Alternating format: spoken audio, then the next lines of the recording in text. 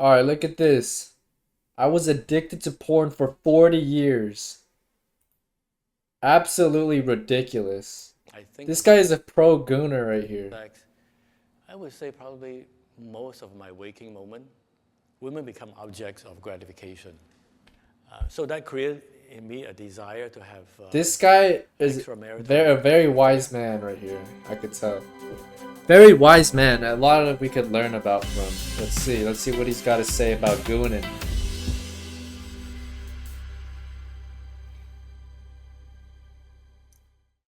For a long time, Taysin was addicted to pornography. It took over his life and eventually cost him his marriage. On this episode of Can Ask Me, he shares how it started as a form of escape and how he eventually overcame his addiction. Right. Did you watch pornography? Wait, pornography was out for 40 years? That shit was out for 40 years. So you would watch that shit like in black and white? Damn. So there wasn't even the category called ebony, right? All the time? Wow. Most addicted will be multiple times a day. The cycle of pornography is not just watching pornography, it is seeking for sexual gratification. The goal is to end up masturbating. I think about sex, I would say probably most of my waking moment. So it affected me Wow. in my view for women. I couldn't relate to women simply as a human being. For Wow. instance, if there's any activities going on and if it's a all man's activity, I have no interest. And then even simple things like getting a haircut, to me it's a time to be touched by a woman barber. So yeah, just women become objects of gratification. My first exposure, I was probably about 14 or 15 years old. So, but when I was 14 or 15, I have a neighbor boy, about same age as me. When y'all start gooning? When y'all start gooning? I think I was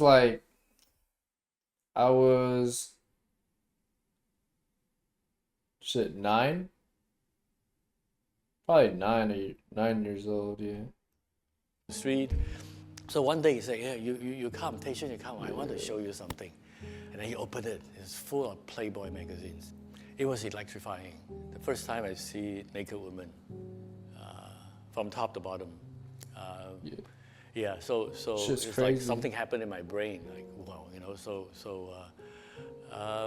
from that day on, I crave for more. Back then, I didn't think it's an Damn. addiction. Back then, my friends were saying it's normal. Some of the older boys in the secondary school even asked each one of us, have you seen pornography? Have you masturbated? The feeling is good. The fuck? Your People ask body that? craves for more. Actually, nah, Gradually, yeah, there in would school, be, like I discovered there were in school, kids were weird, deeper bro. reasons. When I was growing up, Damn, really? Like, I was a sickly boy since I was young. So because I was so skinny, I'm quite ashamed to expose my body, even going to swimming pool. Wearing swimming trunk, upper body is exposed. Everybody can see my ribs and how skinny I am. I have no I was like that muscles, too, bro. and I actually felt a relate lot to of this shame. guy a lot. So the thought of actually undressing myself in front of a woman was quite terrifying, actually. When I see myself in the mirror, I think that, oh, okay, cannot make it. What if she laughs at me? Right? What if she runs away? Hey, you That gotta would be embrace horrible. your So flaws, those though. thoughts were quite scary. Embrace to your me. flaws, Yeah, bro. but when pornography, We're none all of that human, exists. bro. We're Pornography, all I can human, find bro. Everyone has any woman, flaws. any You know what I'm image, saying? anyone See all who these, whom I think all would have these nothing to do fake with pretty me. people on the internet, I bro. can have something to do with her in my mind. They have flaws too, bro. Did you feel like your marriage They was just an don't show it on the internet. You know what I'm Yes. saying? Um, Wait, what's the question? before I got married, I had the Do you feel like your Yes. marriage wasn't enough? um, Before I got married, I had the idea that my craving for sex would be completely solved once I get married. Because we get married, have a wife, we can have sex all the time, and then this issue will be gone. One of the things about pornography is that you can see many, many images successfully. But married with one woman, having sex with the same woman day after day is not the same. Sex is supposed to be reserved for someone that I truly love, and someone who truly loves me. It's a moment of intimacy, it's a kind of connection, but pornography is completely against that. It's about my joy, my happiness, what I want. Has nothing to do with the need of the woman whom I'm supposed to love. So that created in me a desire to have extramarital affair. In hindsight, I lost all those years of intimacy I could have with my ex-wife. This is my ex-wife, okay? Because that marriage eventually broke down. So I went into internet chat rooms to find women. Eventually, the conversation would move to gradually more sexual. So she eventually found out, okay? And she found out who I was having an affair with. And that time, she was still willing to forgive me. We still went for marriage counseling. But my heart wasn't really wanting to reconcile, because I felt like I want the freedom to meet other women, have sex with them. I felt like this ring on my finger was a chain on my neck. It denied me of the freedom like and the trapped life you, that I wanted to have. We had many fights. It was quite exhausting. And then eventually she decided that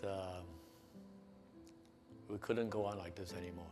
Right. So that was the most painful moment because my wife broke the news to them.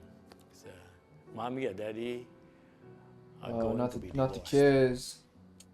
Oh, not the kids. Oh, keep it together now. Keep it together. You could do it. So, actually, at that moment, when my wife announced it to my kids, I felt no sadness like I'm feeling now.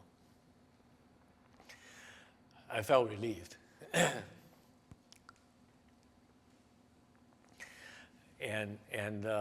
But both of my kids cry. They were just sobbing in the car. They couldn't believe it. Yeah. Only in hindsight. I couldn't understand, man. I can't understand that. When I try to rewind myself back to that day, stepping into the shoes of my children,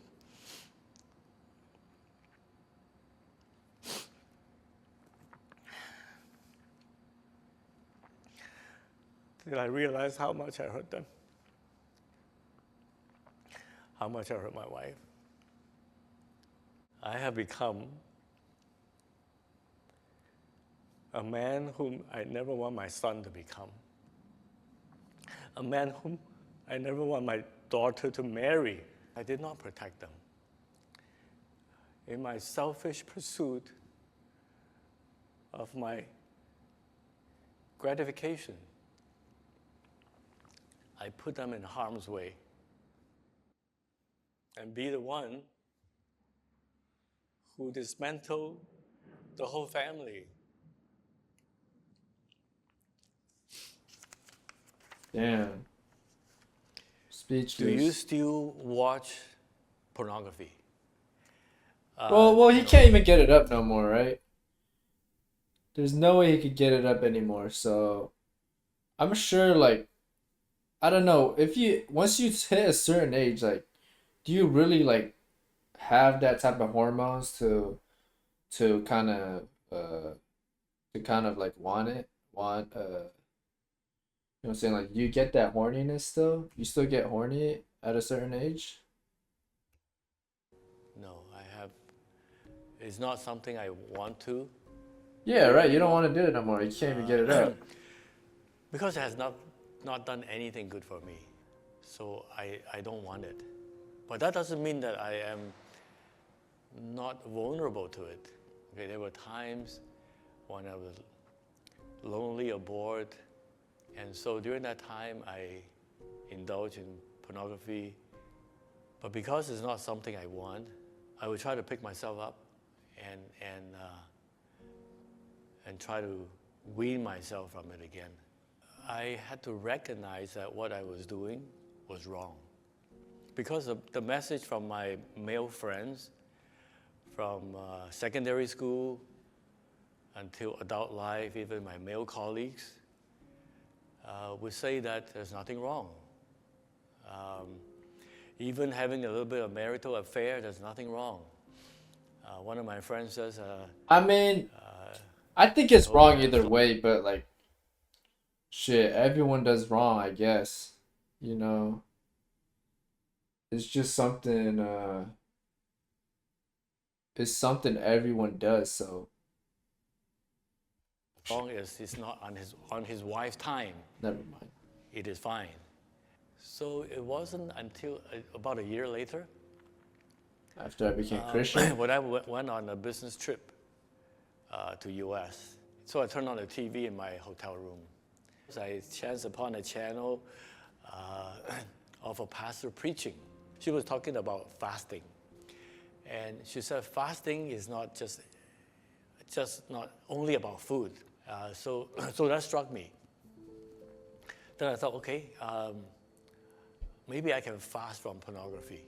If you ask me at that time to, Taishan, give up pornography for the rest of your life, I would immediately say, no way, get out of here. Don't talk to me.